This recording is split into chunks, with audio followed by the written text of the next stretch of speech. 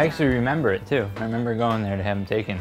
It's Cliff, Junior, Chip, and Sonny.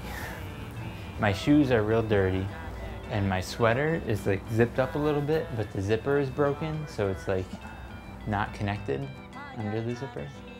And these are from Shortsville, New York. Shortsville in Manchester, which is where I went to school as a kid. That is Main Street, Shortsville. And except for this shed right here, which doesn't exist anymore, it looks exactly the same. I like to draw a lot.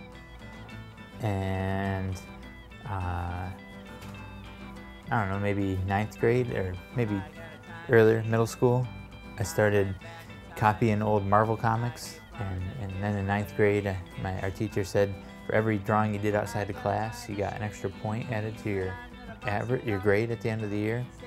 So I ended with like 160 average. Oh, man. Oh.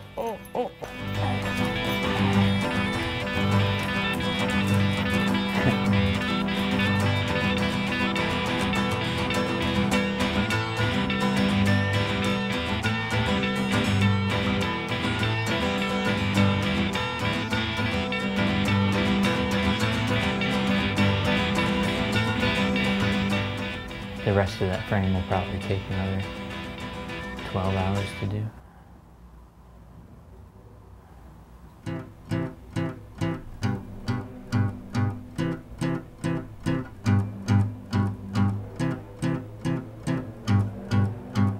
So I know you do like traditional stuff like painting and drawing, but how did you get into wire working? Well, I was doing a lot of line drawings, pencil line drawings, and I wanted to reach in and grab that line and just bend it with my hands. And I figured the best way to bend line with my hands was with a wire.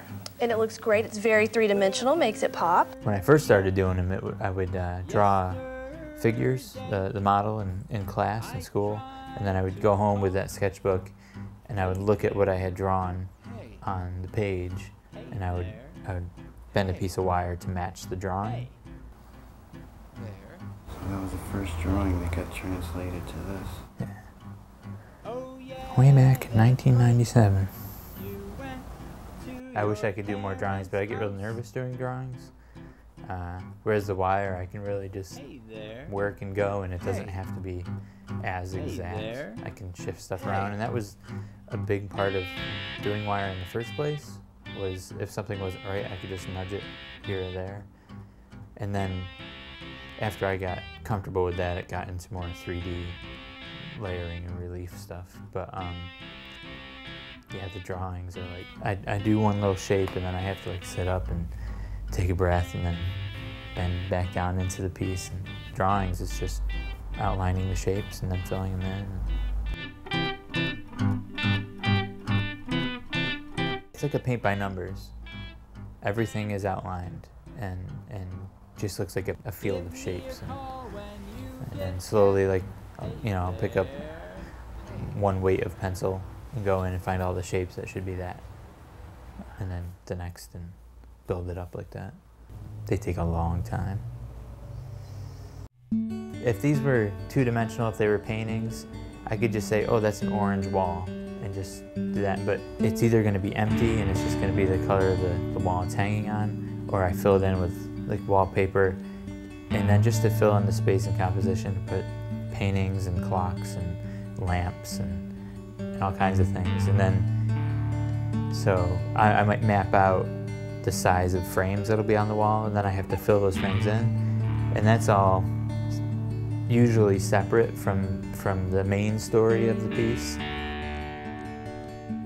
I find a picture of a figure that I like, and I make that figure without thinking about anything else, usually. And then when I'm done with it, I figure out what goes around it, what kind of scene the person's in, what the composition is going to be. I start in the eye, and I make the eye, and then I make the other eye, and the nose, and the mouth, and the head, and the hair, and then the body, and it all kind of spirals out. There's a lot of water towers, there's a lot of maps, there's people bowling shows up a lot, just whatever I'm into at the moment.